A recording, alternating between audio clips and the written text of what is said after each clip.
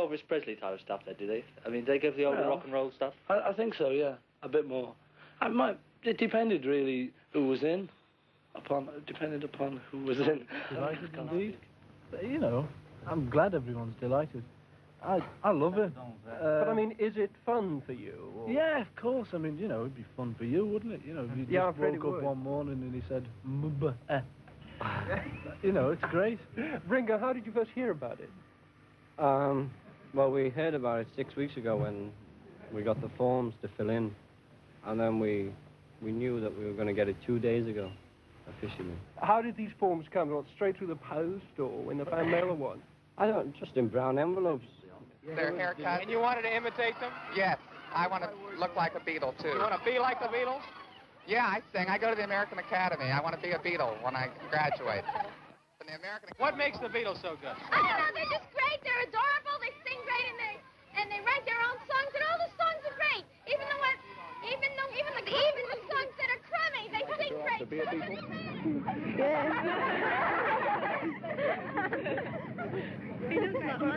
Shut up. Yeah.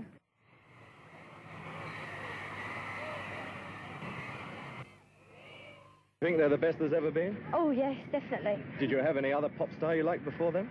No. The way they sing, their clothes, their hair, and Ringo Starr. Well, what's so special about them that makes you come out here on such a horrible day? Well, they're great. It sounds different. Well, it was before the other groups came out. I don't know. Are you driving down to London tonight? Yes, somebody's taking us down here. You heard the news this afternoon, I believe. Yes. And Paul's already gone down? Yes. I see. You've no idea what your plans are for tomorrow? No, we'd just go and find out, you know. And just have to play everything by ear. Yes. I understand that Mr. Epstein was to be initiated here tomorrow. Yes. When was he coming up? Was he coming up in the afternoon? Tomorrow, just Monday, that's all we knew. Had you told him very much about the spiritual regeneration movement? Well, as much as we'd learned about spiritualism and various things of that nature, then we'd tried to pass on to him, and he was equally as interested as we are, as everybody should be. He wanted to know about life as much as we do. Had you spoken to him since since you became interested this weekend? No. I spoke to him Wednesday evening, the evening before we first saw Maharishi's lecture, and he was in great spirits. And when did he tell you that he'd like to be initiated? Well, when we arrived here on Friday, we got a telephone call later that day to say that Brian would follow us up and be here Monday. Do you intend returning to Bangor before the end of this conference? We probably won't have time now, because Maharishi will only be here till about Thursday, and we'll have so much to do in London that we'll have to meet him again some other time. I'm Charles Kuralt, and this is Tuesday morning. John Lennon was killed last night. The former Beatle, 40 years old, was shot to death as he and his wife, Yoko Ono, were walking through the great arched entryway of the Dakota, a landmark apartment building where they lived in New York. Police said the man who killed him got John Lennon's autograph earlier in the evening as Lennon and his wife left home, then waited 6 hours to shoot him when he returned. John Lennon was famous everywhere in the world, and after the Beatles' years, after his period of recording songs with his wife Yoko, after some years of reclusive life in New York, he was just emerging again into the bright light of celebrity with a new record album. The news of his death comes as a genuine shock to millions of people all over the world who regarded him as a great star. Someone in the crowd in New York, the crowd that gathered outside his apartment last night, said, "It's like a president has been shot. Heavier."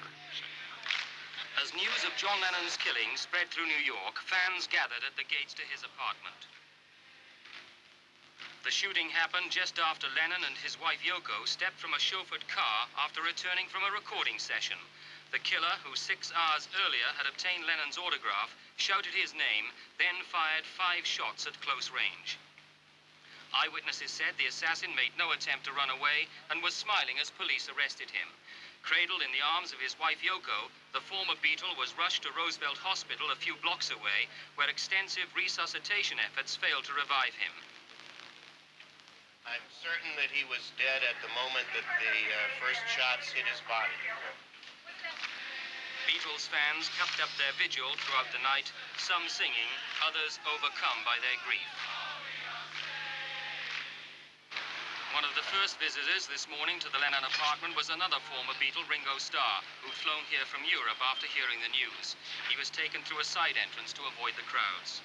By mid-morning, the gates of John Lennon's luxury apartment block had become a shrine. People came, one by one, to place flowers and photographs of John Lennon on the iron-barred gates.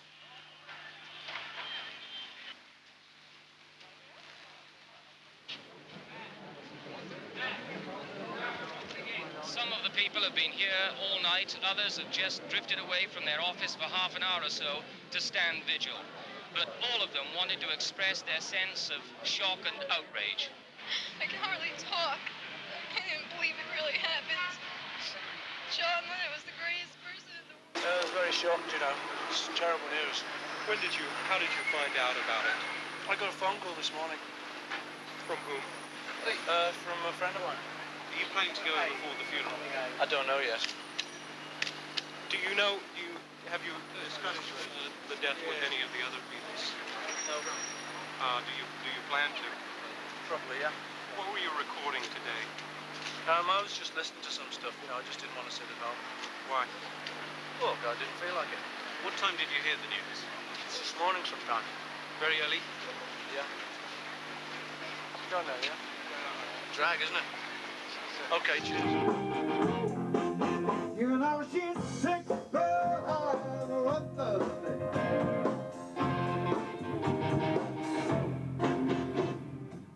with you and the brothers of love. Hey, she is the apple of my eye. Why do you have to have violence to compete? I mean, you can run a race without killing somebody, you know. But when the Beatles were the top in their singing career, there was violence there. Well, there was violence there, wasn't there? Yeah, but I think violence is not something you can just say, oh, we're not going to have it, you know. But I think it can be channeled. We're saying, this is one other way of doing it. This needn't be the way for you. But you think of something better. Don't criticize. You do something about it. We're doing something. You know, do something else. Besides, create more violence. In other words, you're sitting here in bed because it's non-violent. Yeah, it's an example of non-violence. Yeah. And it's the most functional way John and Yoko could imagine to do it. And we thought about it a long time. Is this more popular than the one that you had in Europe? I couldn't judge its popularity by half a day, you know. I'm not sure what you mean by popular. But it was pretty much like this. And if the results are as good, well, that's okay by me.